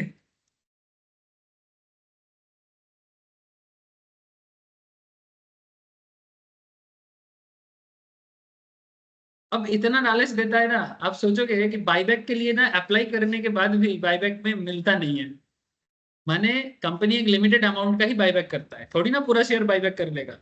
तो कंपनी बेसिकली उस टाइम पे करता है, कंपनी चाहती है कि अपना कंट्रोल थोड़ा ज्यादा हो जाए। कंपनी का मे बी 49% हो चुका है, कंपनी को लग रहा है 49% में मे बी किसी दिन थोड़ा सा कंट्रोल इधर उधर हो सकता है, तो कंपनी अपना शेयर होल्डिंग को अपने पास थोड़ा मेजोरिटी रखने के लिए बाईबैक करता है। ऐसे बाईबैक का बहुत सारा रीजन है, but one of the main reason is controlling. तो कंपनी चाहता है नहीं हम 2% एटलीस्ट अपने कंट्रोल में एक्सट्रैक्ट कर लेते हैं, तो उसके लिए कंपनी को मार्केट में जो ऑथराइज कैपिटल तो नहीं बढ़ा सकता, एग्जिस्टिंग कैपिटल स्ट्रक्चर के अंदर ही कंपनी को क्या करना पड़ेगा, अपना होल्डिंग बढ़ाना पड़ेगा। तो होल्डिंग बढ़ाने के लिए जो मार्केट में फैला हुआ है उनमें से ही लेना पड़ेगा। और हम आप जैसे छोटा छोटा जो लोग हैं जो मार्केट में चंद प्रॉफिट के लिए आते हैं, ठीक है, हमारा और ऑब्जेक्टिव ही क्या है, ठीक है, आ जाए 4000 5000 10,000, जोर से जोर 1 लाख, जिसका जैसा कैपिटल हो, बस। और क्या, फिर दुनिया को स्टोरी सुनाएंगे, तुमको पता है मेरे को इन्फोसिस से कितना मिला है। ठीक है, डंगा के चोट में बताएंगे। तो बेसिकली मेरे को तो चाहिए कुछ खुशी, ठीक है, और कुछ नहीं। तो मैंने इस लालच में तो ऑब्वियसली गिरूंगा, और उस पर कोई बुराई भी नहीं है, ठीक है, क्योंकि वही पर्पस है। क्योंकि नॉर्मल शेयर का ग्रोथ मार्केट में 1000 से 1200 जाते जाते प्रॉब्लम कर रहा है, ठीक है। तो ये 1000 का शेयर 1400 में अगर मेरे को मिलता है, इसके लिए मैं भी पागल की तरह अप्लाई करूँ। अब उस अप्लाई में मान के तेरे को भी, तू भी अप्लाई किया, तू भी अप्लाई किया, मैं भी अप्लाई किया, अब तीनों अप्लाई किया, लेकिन मिलेगा जो उसी को जिसका लॉटरी लगेगा। जैसे आईपीओ में सबको आईपीओ नहीं मिलता है, सिमिलरली वैसा ही होता है। तो जो सिलेक्ट होगा उसका बल्ले बल्ले अकाउंट में क्रेडिट हो जाएगा। बाईबैक प्रोसेस सिखाऊंगा आगे आगे, ठीक है, मजेदार मजेदार है कि मिलता किसको आईपीओ, क्योंकि बहुत लोग का रिजेक्ट होता है, उन्हें कोई क्राइटेरिया होता है क्या? नहीं, रिजेक्ट का कुछ क्राइटेरिया नहीं है, लॉटरी। अच्छा, किस्मत पे है क्या? किस्मत पे है, क्योंकि जब बेसिकली इतना ज्यादा मैंने ओवर एप्लीकेशन पड़ता है, तो कंपनी क्या करेगा, क्या करेगा, तब लॉटरी पे डिपेंड करता है। लॉटरी कर दो जिसके किस्मत में जाएगा। सिर्फ एंकर इन्वेस्टर को छोड़ के आईपीओ के टाइम पे, एंकर वाले का कॉन्सेप्ट ऐसा कि वो एक सर्टेन टाइम के लिए उसको होल्ड करना पड़ता है, ठीक है, और वो लार्ज अमाउंट ऑफ इन्वेस्टमेंट उनका होता है, वो कंपनी में इन्वेस्ट करने के बाद आईपीओ के टाइम पे ही आता है, लेकिन ओपन मार्केट में नहीं, वो ब्लॉक डील करता है, ब्लॉक डील करने के बाद वो रहता है, ठीक है। हम अब जैसे लोग आईपीओ में लेके फिर तुरंत जैसे प्रॉफिट होता है बेचने का सोचता है। इक्सी को बोला था, पता है क्या हुआ, किसी को मैं बोला था ना, देख दिखाते हैं, अरे सर मेरा मेरा एस्टिमेशन से बाहर, बहुत बाहर। मैंने तो हाँ, मेरे को नहीं मिला, मैंने अप्लाई किया था, मेरे को नहीं मिला। दिखाता हूँ एक सीरो, ये वाला मैंने बोला था 110-20 जाएगा, याद है तुम लोगों को? हाँ, लिस्टिंग प्राइस, ठीक है, 110-20 नहीं सर, लिस्टिंग हुआ है 130 पे। यहाँ पर 147 का डेटा दिखा रहा है, 135 में हुआ है, ठीक है, 135। मैंने मेरा 110 का एस्टिमेट था, 93 का शेयर था, उससे भी ज्यादा। उसके बाद शेयर हाईएस्ट चला गया था 189 में, ठीक है, 189, 197 हाई गया है। ये देखो, ये देखो लो कितना दिखा रहा है, 135, बोला ना। तो मैं, मेरे से भी, मेरे जितना एस्टिमेट था उससे भी 20% कम से कम एक्स्ट्रा। अब बोला था, मेरा एक स्टूडेंट को मिला है, मैंने भी अप्लाई किया था, मिला नहीं, किस्मत, ठीक है। नहीं मिला यार, मतलब डेवलपमेंट नहीं किया। नहीं दिया। तो दाम इतना क्यों ज्यादा हुआ, उछला क्यों? ओवरबाइट है ना, मैंने ओवर सब्सक्रिप्शन हुआ है, ठीक है, बस खत्म, समझे? लेकिन एनालिसिस सही था। हाँ, डबल डबल से भी ज्यादा, 93 में लिया था, 93 में लिया था, 197 हाई किया है, अभी कितना चल रहा है, 167। अगर अभी भी होल्ड पे है तब भी डबल है, डबल से थोड़ा सा कम। डबल है थोड़ा, 98% या तो बहुत बड़ी बात है। तो कोई जहां नहीं दे रही थी। और मैं आप लोगों को एनालिसिस देने के टाइम पे भी बड़ा श्योर था। जो भी हो, समझ में आप लोग को आ रहा है ना? कंपनी लॉ और शेयर मार्केट इतना कनेक्टेड है, मैंने बेसिकली शेयर मार्केट नहीं बोलेंगे, कंपनी का अंदर का कॉन्सेप्ट इज वेरी कनेक्टेड। तो जितना लॉ को अच्छे से जानो, उतना बढ़िया आपका दिमाग काम करेगा। Equity share are often referred to as ordinary share and sometimes as common share. Equity share with DVR, condition to issue with differential right. चलो अब लॉ पढ़ते हैं। कॉमन सेंस बहुत डेवलप कर लिया आप लोग, लॉ भी डेवलप करो। बट हाँ, अगर कॉमन सेंस डेवलप नहीं करोगे तो लॉ पढ़ने का मजा नहीं आएगा। As per sub rule 1, a company limited by shares may issue equity shares with differential right as to dividend, voting or otherwise. Dividend के लिए भी, voting के लिए भी ये differential rights वाला शेयर इशू करता है if it complies with the following conditions. क्या कंडीशन फुलफिल करना पड़ेगा? अच्छा, डिविडेंड एंड वोटिंग के ऊपर क्यों बोला? जब कंपनी डिविडेंड इशू करता है तो डीवीआर वाले को भी तो डिविडेंड मिलेगा, वो भी तो शेयर होल्डर है। लेकिन ज्यादा शेयर होल्ड करने से ज्यादा डिविडेंड मिलेगा, डीवीआर के केस में ऐसा ना भी हो सकता, क्योंकि वोटिंग राइट्स में कंट्रोल तो डिविडेंड में भी कंट्रोलिंग हो सकता। जैसे नॉर्मली, जैसे आज डिविडेंड डिक्लेयर किया एक कंपनी ने, उसका शेयर गिरा है, आई थिंक शेयर का नाम है, डिविडेंड नहीं, बोनस शेयर इशू किया है बीपीसीएल में। कंपनी डिविडेंड भी डिक्लेयर करता है, जब भी डिविडेंड डिक्लेयर करते हैं तब भी शेयर का दाम गिरता है। वाई, बताएंगे कभी एक साथ, नहीं तो सब प्रैक्टिकल डिस्कशन हो जाएगा, ठीक है? ठीक है, मन तो करता है सब बता दूं, लेकिन कभी कभी थोड़ा कंट्रोलिंग भी चाहिए, इसलिए मेरे को थोड़ा भी धीरे धीरे ही देना चाहिए, सब एक साथ नहीं बोलना चाहिए। सॉरी सर, मेरा ही गलती है, नहीं नहीं, मेरे को कंट्रोलिंग से बोलना चाहिए। लेकिन क्या है ना, मैं ना स्क्रिप्ट राइटिंग नहीं कर पाता, मैंने सोच के आएंगे, ये मेरा लिमिटेशन बोलो जो भी बोलो। हाँ, मैंने वो एक ऐसे बहुत लोग करता है ना, मैंने रेडी करके आता है कि आज क्या बताना है, ठीक है, ठीक है। मेरा एक प्रॉब्लम क्या है कि मैं ना फ्लो में मेरे से होता है, मैं उतना रेडी नहीं कर पाता, मैंने इतना ही बताऊंगा, यही यही बात करूंगा, ये मेरे से नहीं मिला। मैंने टॉपिक क्या है, वो कितना कवर कर सकता है, थ्योरी की प्रैक्टिकल और ऐसे बातचीत और आपस में डिस्कशन, जो तो सब। नहीं नहीं, ये एक अच्छा चीज है, मेरे को भी ये सब हैबिट थोड़ा सा बढ़ाना चाहिए, लेकिन उसमें मेरा क्वालिटी इशू हो सकता है, क्योंकि सबका एक अपना अपना होता है ना, ठीक है, ठीक है, अपना अपना एक प्रॉब्लम है। नहीं नहीं सर, मैम का रेडी होता है, मैम का रेडी होता है, मैम का हर चीज रेडी रहता है, मैंने रेडी रहता है, मैंने मैम को पता है कि आज कितना क्वेश्चन कराएंगे, कितना तक बताने का है, नहीं होता है तो मैम को खराब लगता है कि आज मैंने इतना अचीव नहीं कर पाया, ठीक है। मेरा केस थोड़ा उल्टा चलता है, ठीक है, मैं थोड़ा सा रैंडम बात करने को बिलीव करता हूँ, और मेरे को लगता है कि जब जो पॉइंट सामने है उसके रिलेटेड जो बात है, मैं आपको उसका पूरा कहानी भर भर के बताऊंगा। ठीक है, अब जो भी हो पता नहीं आप लोग। आप मुझे पता चला कि कक्षा में थी अपना ऑब्जर्व किया है कि हम जो भी पढ़ रहे हैं वो ऐरा गहरा नहीं है कि आप रीड करते गए हो गया, उसमें एक एक वर्ड को समझना बहुत जरूरी है, क्योंकि एक एक वर्ड अपने आप में बहुत इंपॉर्टेंट है। एक-एक word सेंटेंस वो क्लास 10th में एक वर्ड ही अच्छा आंसर मतलब हो गया, रीड मार्किंग आपको पैसा नहीं है, इसमें एक वर्ड का जो मिसअंडरस्टैंड हो गया ना, पूरा आंसर है, पूरा कॉन्सेप्ट एक्चुअली मेरा ये टेक्निक होने के पीछे रीजंस है, क्योंकि मेरा मैक्सिमम सब्जेक्ट कॉन्सेप्चुअल है। ठीक है, तो इसलिए मैंने जब इस सब्जेक्ट को चूज किया तो मैं पहले हम लोग डिसाइड किए थे मैं और मैम कि कौन क्या पढ़ाएगा। ठीक है, तो पहले एक बार मैं सोचा था कि अकाउंट्स मैं कराऊं, फिर मैंने देखा कि अकाउंट्स में प्रैक्टिस बहुत चाहिए, नहीं तो अकाउंट्स में मैंने ये नहीं आता है, ग्रिप नहीं आता है, और मैम का कॉस्टिंग ऑलवेज बेस्ट है। ठीक है, तो मैं बोला कॉस्टिंग तो तेरा है, वो तो तू लेगा ही। ठीक है, और मेनली झगड़ा, और मैम ने टैक्स पहले ही मेरे को दे दिया। तो ये दोनों में डिसाइड था कि कॉस्ट हमसे नहीं हो पाएगा और टैक्स मैम से नहीं हो पाएगा। प्रॉब्लम था जैसे फाइनेंस पे, मैम सोचा था कि फाइनेंस मैम कराएंगे, फिर मैंने सोचा नहीं, तो मैम ने बोला नहीं, तुम्हारा स्टॉक मार्केट का सेंस काफी डेवलप है, तो फाइनेंस ही तुम ही लो। ठीक है, और लॉ वगैरह में मैम को पता था कि वो मैम से नहीं हो पाएगा। ठीक है, क्योंकि इसमें बहुत प्रैक्टिकल बताना पड़ता है। तो इस तरह से हम लोगों ने चूज किया जब हम लोगों ने कोचिंग चालू किया कि किसको किस सब्जेक्ट्स में जाना चाहिए। ठीक है, तो वो बेसिकली एज पर वही इंस्टिंक्ट के साथ ही हुआ है।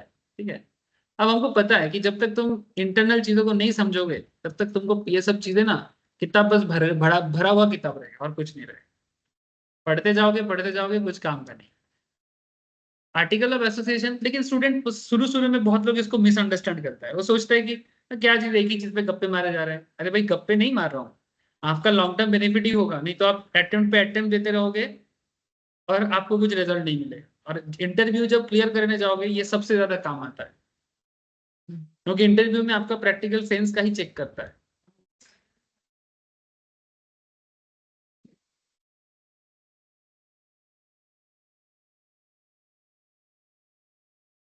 चलो, article of association of the company authorise the issue of the shares. तो बेसिकली डीबीएस शेयर इशू करने के लिए आपको आर्टिकल ऑफ एसोसिएशन में वो बताना पड़ेगा। एओए क्या होता है, काफी डिटेल्स में बेसिक्स में बातचीत किया मैंने। कंपनी का रूल बुक है जिसके ऊपर बेस करके कंपनी अपना डे टू डे बिजनेस को चलाता है एज पर कंपनीज एक्ट के तहत। और एमओए क्या होता है, कंपनी का कॉन्स्टिट्यूशन, मैं कौन हूँ, क्या करने आया हूँ, ये सब बताना पड़ता है। ठीक है, approval of the shareholder is obtained by passing the ordinary resolutions at the general meeting. A listed public company is required to pass the resolution through postal ballot. कैसे वोट होना चाहिए, पोस्टल बैलेट के through से vote होना चाहिए। और कैसे resolution pass होना चाहिए, ऑर्डिनरी रेजोल्यूशन पास होना चाहिए। सर ऑर्डिनरी रेजोल्यूशन का क्या मतलब होता है, जिस रेजोल्यूशन को पास कराने के लिए मिनिमम मेजोरिटी चाहिए। दो काइंड ऑफ रेजोल्यूशन होता है, ऑर्डिनरी एंड स्पेशल। स्पेशल के लिए 75% वोट का जरूरत होता है, और ऑर्डिनरी के लिए 50% से ज्यादा वोट आने से ही हो जाता है। ठीक है, तो डीबीआर पास कराने के लिए मेजोरिटी, मेजोरिटी मैंने सिंपल मेजोरिटी चाहिए, क्या बोलते हैं उसको, सिंपल मेजोरिटी। ठीक है, सिंपल मेजोरिटी से ही हो जाएगा। The voting power in respect of share with differential right of the company shall not exceed 74% of total voting power at any point of time. The voting power in respect of share with differential right of the company shall not exceed 74% of the total voting power at any point of time. मैंने total share का जो voting right है उसका 74%, 74% ज्यादा कभी भी DVR का voting rights नहीं जाना चाहिए। मैक्सिमम 74% तक टोटल शेयर का, मैंने 34% कितना, 26% वोटिंग राइट्स ऑर्डिनरी के पास रहना ही चाहिए। डीबीआर के पास अगर तुम मैक्सिमम वोटिंग राइट्स भी देते हो तो वो मैक्सिमम कितना जा सकता है, 74%। The company has not defaulted in filing annual accounts. Company DBR वगैरह इशू करने के लिए कंपनी का कुछ शर्त है, कुछ कंडीशंस है, जैसे कि एनुअल अकाउंट्स फाइल करना मैंडेटरी है, एनुअल रिटर्न टाइमली फाइल करना चाहिए। The company has not defaulted filing annual accounts and annual return for the 3 financial year preceding the year in which it was decided to issue such shares. यानी basically DBR issue करने से पहले तुमने अगर 3 साल से एनुअल अकाउंट्स फाइल नहीं किया, एनुअल रिटर्न फाइल नहीं किया, तो आप डीबीआर जैसी चीजें इशू नहीं कर सकते। सर ऐसा करता है क्या, हाँ करता है ना। इस बार बाइजू का ही केस देखो ना, एनुअल रिटर्न फाइल नहीं किया ना, एनुअल अकाउंट्स टाइम पे, तभी तो पूरा इतना झमेला हुआ बाइजू को लेके। जब पीडब्ल्यू कौन था बायजू का ऑडिटर, डेलॉयट, डेलॉयट ने स्टेप डाउन किया। डेलॉयट छोड़ने के बाद फिर इंस्टीट्यूट ऑफ चार्टर्ड ने खुद, मैंने इंस्टीट्यूट ऑफ चार्टर्ड का गवर्निंग बॉडी, गवर्नमेंट ने पूछा कि ऐसा क्या कर रहा है, तो डेलॉयट ने इंस्टीट्यूट को बोला कि क्यों आप छोड़ क्यों रहे हो, क्योंकि जब इशू बढ़ जाता है ना, नॉर्मल केस में इंस्टीट्यूट को कुछ बताने का जरूरत नहीं होता है, लेकिन जब मैटर प्रॉब्लमेटिक होता है तो इंस्टीट्यूट बुलाता है कि भाई क्या प्रॉब्लम है, मेरे को रिपोर्ट दो, क्योंकि अल्टीमेटली कुछ होने से मिनिस्ट्री ऑफ कॉर्पोरेट अफेयर्स किसको पूछेगा, चार्टर्ड को पूछेगा, इंस्टीट्यूट ऑफ चार्टर्ड को पूछेगा भाई क्या गड़बड़ है, क्या कर रहे हैं आप लोगों का लोग, कंपनी एनुअल रिटर्न फाइल क्यों नहीं किया, इतना लेट क्यों हो रहा है, क्या घोटाला करके रखा है, मनी लॉन्ड्रिंग तो नहीं कर रहा है, और बाइजूस का मनी लॉन्ड्रिंग का केस पकड़ा गया तो हाँ, मैंने मनी लॉन्ड्रिंग का इशू सामने आया है। अब बहुत दिन से बाइजूस का खबर सामने नहीं आया, मैंने बहुत दिन से देखा नहीं। सर लास्ट जब हम लोग देखे थे, आप कह रहे हैं कि 5 करोड़ पेमेंट कर रहा है स्टॉक। हाँ, उसने बोला कि पे करेगा, सुप्रीम कोर्ट ने बोला उसको, सुप्रीम कोर्ट या Madras high court must probably, Karnataka supreme court ना, मैंने बहुत सारा इशू आया था। ठीक है, तो इसी तरह से होता है, तो अगर ऐसा इशू रहेगा, एनुअल अकाउंट्स फाइल कर नहीं होगा, ठीक है, तो फिर आप डीवीआर जैसा चीज इशू नहीं कर सकते, ये सब नियम है। ठीक है, मैंने एक बड़ा काम करना चाहते हो तो अपने आप को एकदम क्लियर कट रखो, प्रॉब्लम करोगे तो ये सब बड़ा काम करने नहीं देगा।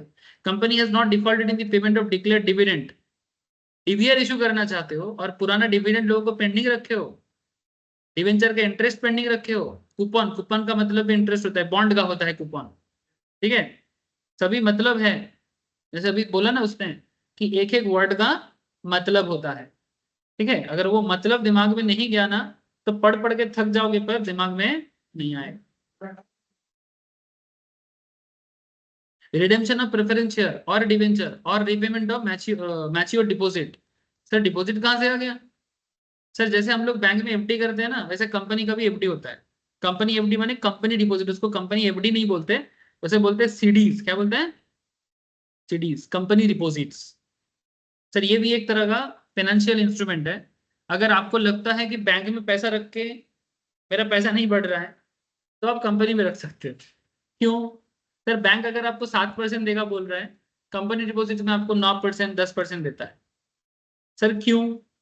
सर कंपनी डिपॉजिट्स में इसलिए वो लोग देता है, प्राइवेट कंपनी है, एंड सेकेंडली उनको पैसे का जरूरत होता है, तो वो डिपॉजिट 2 साल, 4 साल, 5 साल के लिए लॉक रहता है, ठीक जैसे बैंक का एफडी भी लॉक रहता है ना। तो 9%, 10% अगर आपको इंटरेस्ट मिलेगा, 2-3% इंटरेस्ट में आपका पैसा का ग्रोथ होगा। 10 लाख टका बैंक में रखोगे, 7% मैंने 70,000 होगा।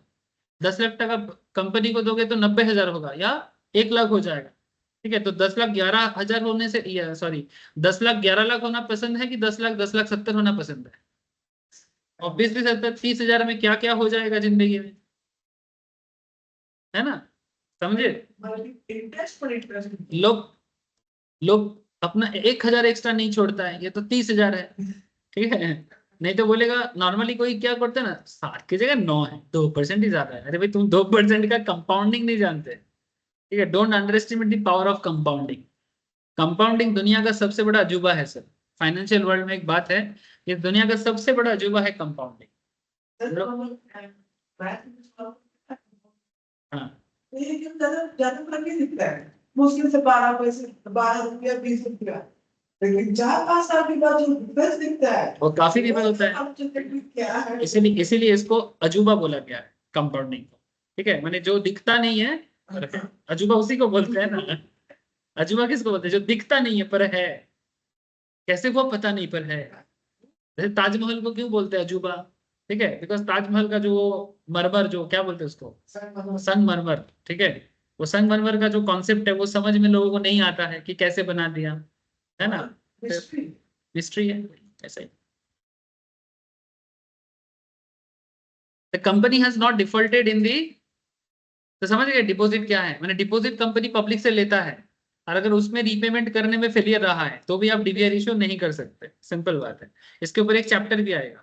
Company has not defaulted the payment of dividend और preference share, payment of interest और रीपेमेंट और एनी टर्म लोन और public financial institutions, state level financial institutions का पैसा, या फिर कोई शेड्यूल्ड बैंक। शेड्यूल्ड बैंक माने, शेड्यूल्ड बैंक माने क्या होता है?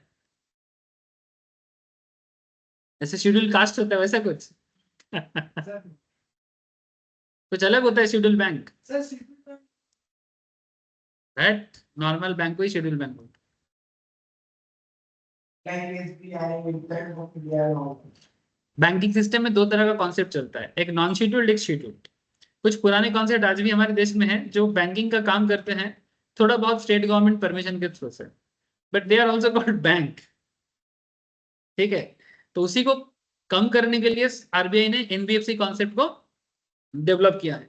लेकिन आज भी बहुत सारे जगह में थोड़ा बहुत ऐसा कॉन्सेप्ट का बैंक देखने को मिलता है, बट जो आरबीआई के शेड्यूल्ड में नहीं है। तो यहाँ पर शेड्यूल्ड का मतलब है जो आरबीआई के शेड्यूल में, उसे शेड्यूल बैंक है। आरबीआई नहीं कर रहा। हाँ, इसलिए इसलिए public financial institution, state level financial institutions को अलग रखा है और शेड्यूल्ड बैंक को अलग रखा। समझे? इसमें प्राइवेट बैंक भी हो सकता है, गवर्नमेंट बैंक भी हो सकता है। ठीक है, एग्जाम्पल के तौर पे SBI, PNB, bank of Baroda, central bank of India etcetera जैसे हैं। Similarly HDFC, axis, yes bank, Kotak etcetera, RBL, ये सब शेड्यूल्ड बैंक है। एक शब्द,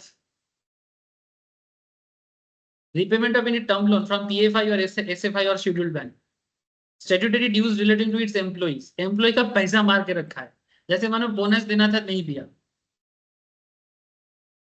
एम्प्लॉइज का स्टैट्यूटरी ड्यू होता है, लॉ बोलता है बोनस देना मैंडेटरी है। एक सर्टेन लेवल ऑफ एम्प्लॉय के लिए बोनस मैंडेटरी है, बोनस एक्ट में पढ़ा जाता है। ठीक है, तो बोनस तुम ड्यू नहीं रख सकते। ये सही होता है किसी किसी इंडस्ट्री में। एम्प्लॉय स्टेट इंश्योरेंस, उसका इंश्योरेंस का पैसा जो आपको भरना चाहिए था, एम्प्लॉय स्टेट इंश्योरेंस, उसका हॉस्पिटल का बिल वगैरह के लिए, ठीक है, आपने नहीं भर के रखा, मुश्किल कर देगा। ये सब ऑडिट में पकड़ा जाता है basically. Crediting the amount of investor education and protection fund, माने basically crediting the amount in investor education and protection fund, इसको बोलते हैं आईपीएफ फंड बोलते हैं।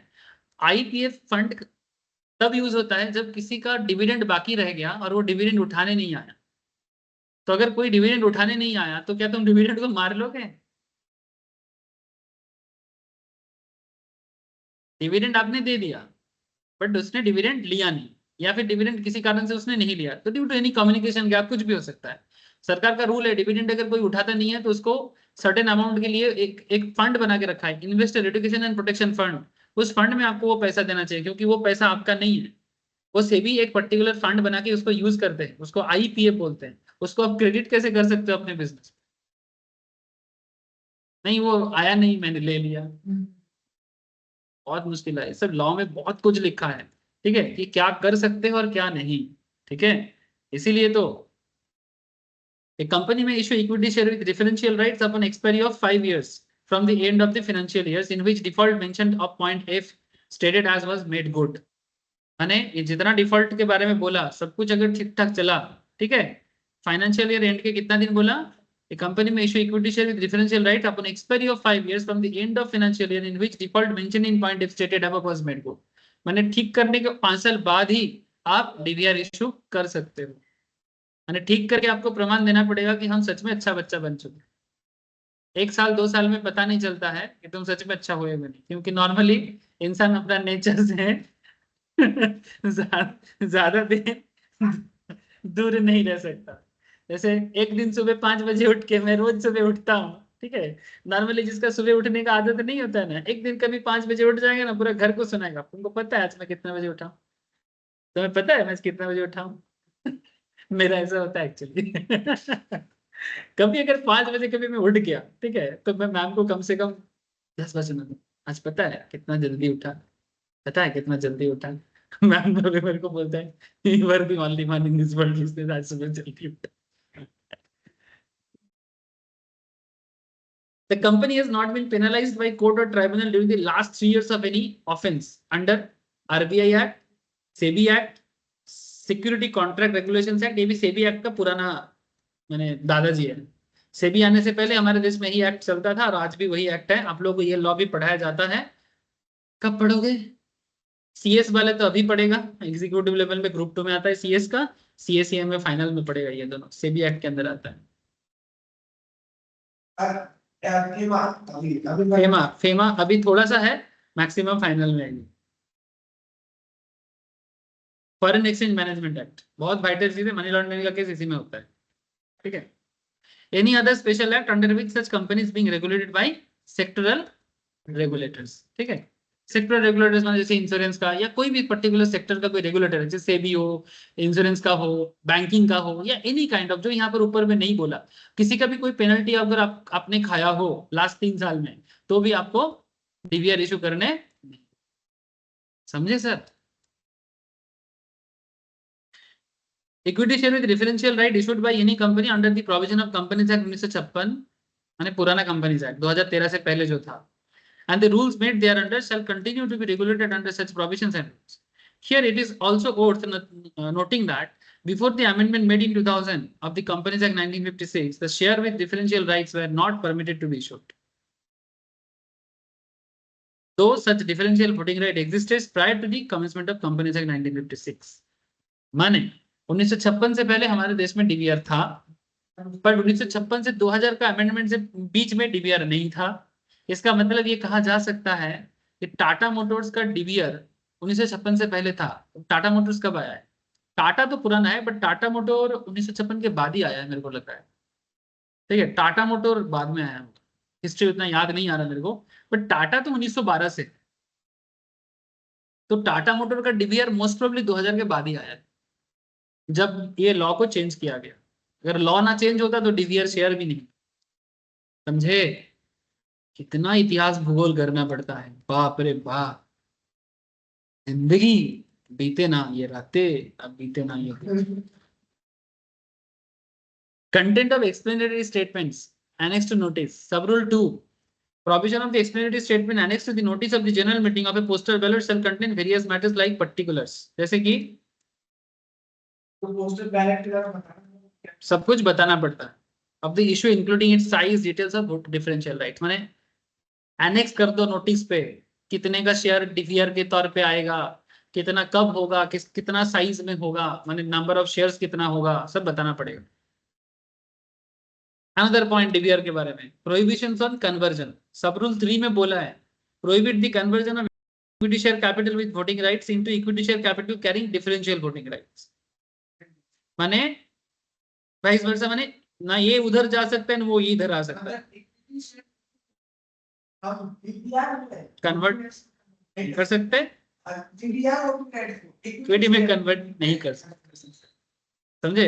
ऑर्डिनरी शेयर को डीवीआर में कन्वर्ट नहीं कर, इक्विटी तो दोनों ही है, इसलिए इक्विटी वर्ड नहीं कर रहा है। इक्विटी शेयर के अंदर जो ऑर्डिनरी शेयर है, ठीक है, उन्हें हम डीवीआर में कन्वर्ट नहीं कर सकते। इक्विटी शेयर के अंदर जो डीवीआर है उसे ऑर्डिनरी में कन्वर्ट नहीं कर सकते। इक्विटी तो दोनों ही है, ठीक है।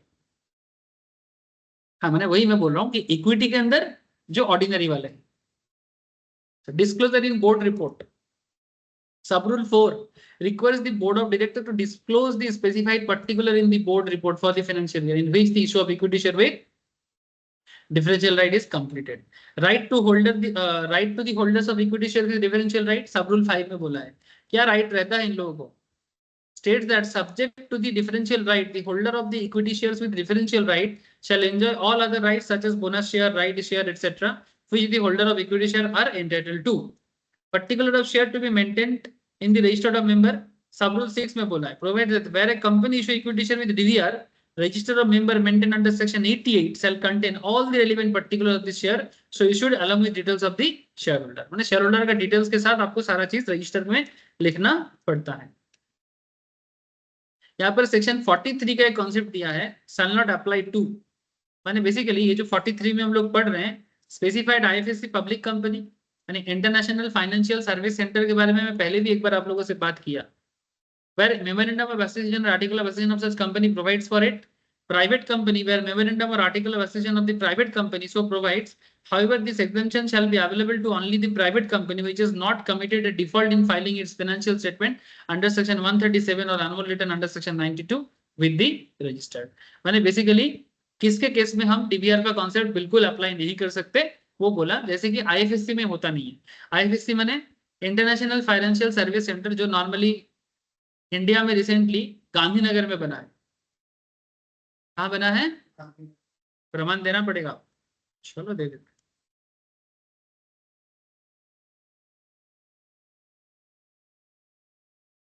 क्या नाम लिखा मैंने? Gift city. कौन किसको गिफ्ट किया?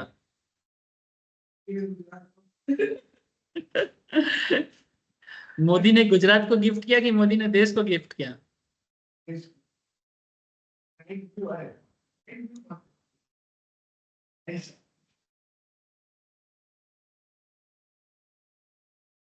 देख रहे हैं सर? टाटा कम्युनिकेशंस, बीएससी का।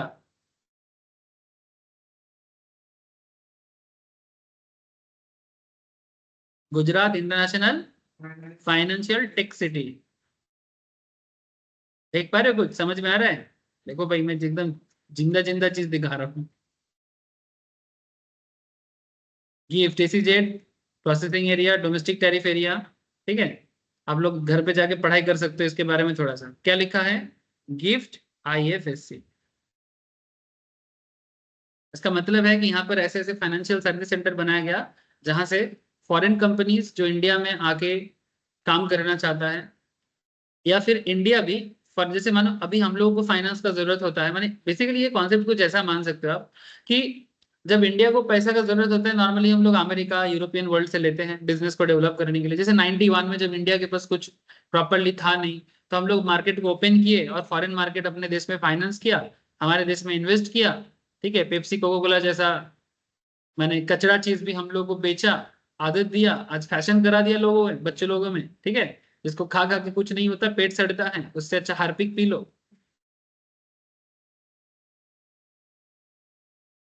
ठीक है, माने कॉन्सेप्ट इज लाइक दैट कि कोको कोला का बॉटल हाथ में लेके लोग जो फैशन मारते हैं, उसके जगह आप हार्पिक का बॉटल भी लेके फैशन मार सकते हो, अगर ब्रिटिश लोग उसको इंट्रोड्यूस करता उस तरह से। माने बेसिकली ये अमेरिका का है। आपको पेप्सी को पकड़ा दिया, अरे मुझे भी पकड़ा यार, मैं कौन सा बाहर हूं। अगर वो पेप्सी कोक की जगह हार्पिक का बॉटल लेके बोलते भाई ये पी लो, टेस्टी है, ठीक है, चीनी विनी डाल के, हम लोग उसको भी पी लेते। Maybe I am sound like Ramdev बाबा।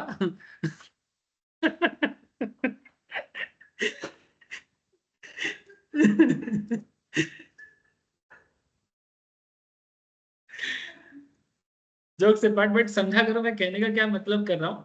अच्छा, ये तो सबको पता है कि पेप्सी को खा खा के आजकल घर घर में डायबिटीज है, बच्चा बच्चा लोगों को डायबिटीज है।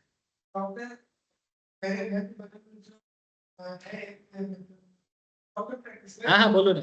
वो क्या दवाई देने हैं तो क्यों नहीं होगा? प्रॉब्लम बच्चा पानी के बदले कोक पेप्सी पीता है। गर्मी के टाइम पे आप लोगों में से कितना लोग हैं क्लास में आता था गर्मी के टाइम पे, पानी का बोतल, अरे भाई किनले खरीद ले, वो भी कोको कोला का ही है, लेकिन किनले नहीं खरीदेगा।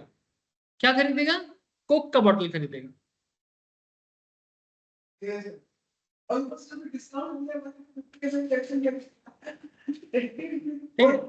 अरे भाई इसमें फैशन कुछ नहीं है, इसमें बर्बादी है, बर्बादी। हम आपको बता रहे हैं कि बात मेरे नौकरी को खाना इंजीनियर ट्रेनिंग करने से, तो उसमें बात पता है क्या बात, मेरे से निकाल और मेरे डॉक्टर तो निकल गया, निकलने से फर्स्ट वो गिर गया। अब वो भी इसको साफ नहीं, कोई तुम साफ नहीं, और मैंने हम पे करेंगे। अब साफ कोई नहीं किया, पूरा शुगर जम गया, पूरा शुगर निकल, जितना गिरा पूरा शुगर निकल दिया। चीनी है, कुछ नहीं है, पूरी है sugar. It's totally sugar and sodium carbonate, हाँ, कुछ नहीं है उसके अंदर।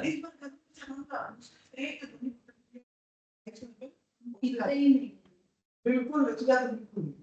ठीक है, अब मेरा कहने का क्या मतलब था कि ये जब फॉरेन कंपनी जब इंडिया में आया, ठीक है, तो इंडिया चाहे तो इनको ना कर सकता था। अच्छा, क्या आलू चिप्स भी हम लोग नहीं बना सकते थे? जो लेस कुरकुरे जैसा चीज, क्या भुट्टा अमेरिका में ज्यादा बनता है, हमारे देश में भुट्टा नहीं बनता। लेकिन हमें पता है कि हम लोग जो नॉर्मल पॉपकॉर्न खाते हैं, जो बेसिकली भुट्टा है, जो नॉर्मल पैकेज में बिकता है, वो भुट्टा खाने से तबीयत में अच्छा है। लेकिन हम लोग जो सिनेमा हॉल के अंदर जाते हैं, जिसके अंदर बटर वगैरह डाल के, ठीक है, मेयोनीज वगैरह डाल के एक अनहेल्दी पॉपकॉर्न दिया जाता है, उसको खाने के बाद आई डोंट नो किसको क्या लगता है, लेकिन सीरियसली मेरे को तो शुरू शुरू में दो चार अच्छा लगा, उसके बाद ना मुंह कैसा हो जाता है। लेकिन तुम नॉर्मल पॉपकॉर्न खाओ, नॉर्मल जो घर में हम लोग बनाते थे या फिर आज भी बनता है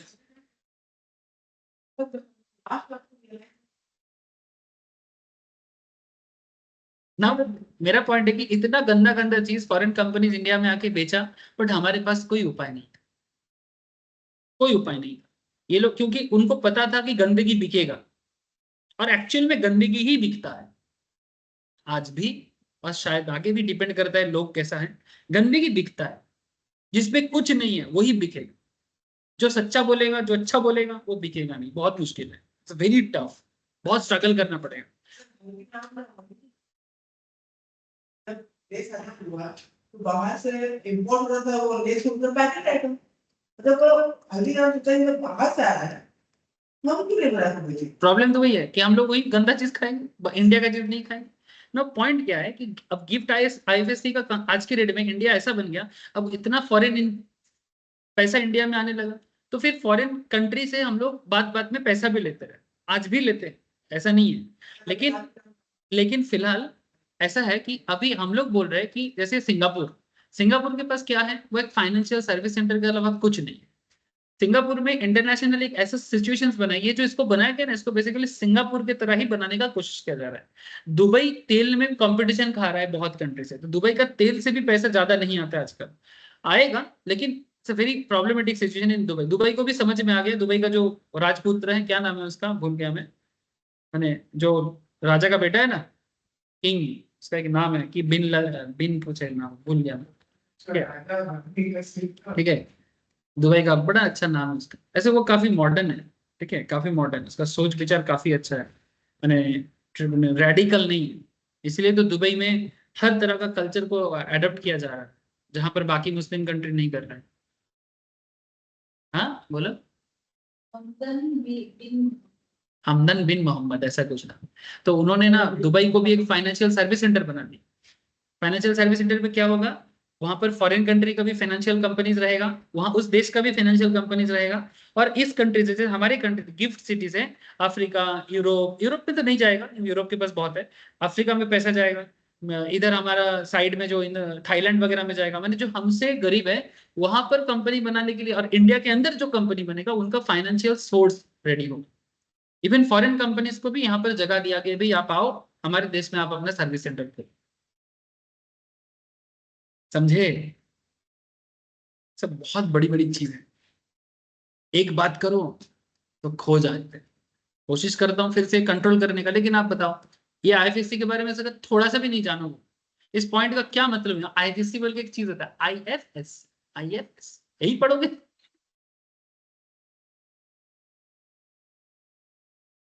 और क्या पढ़ोगे? आईएफएससी, क्या आईएफएससी भाई? बांग्लाते एक কথা বলে, बंगाली में बोलते थे, खाए ना माথায় দেয়, मैंने खाते हैं कि सर पे लगाते हैं, क्या करते हैं?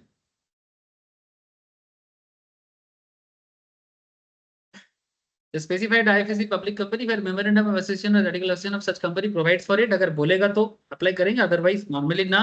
एंड प्राइवेट कंपनी जहां पर एमओए एओए नॉर्मली एग्जेम्प्टेड होता है, इनको नहीं करना होता है, shall be available only that private company which is not committed to defaulting। अगर कोई प्राइवेट कंपनी डिफॉल्ट किया है तो उन्हें मना किया जाता है। तो ये है ऑल अबाउट डीवीआर, समझे? नेक्स्ट दिन आपको मैं, आज थोड़ा सा देरी हुआ क्लास स्टार्ट करने में, इसलिए और ज्यादा नहीं पढ़ा पाया, नहीं तो आज इच्छा था मेरे को शेयर सर्टिफिकेट के बारे में बात करने का। सेक्शन 46 रिलेटेड बात नेक्स्ट दिन करेंगे सर, ठीक है?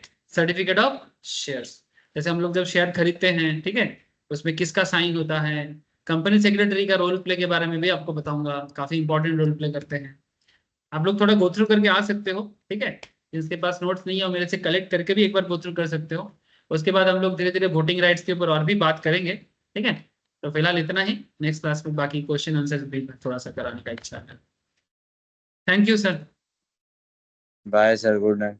Okay sir, bye. Bye sir, thank you bye sir. Sir, thank you sir. Bye, sir. Good night, sir. Good night sir, bye sir.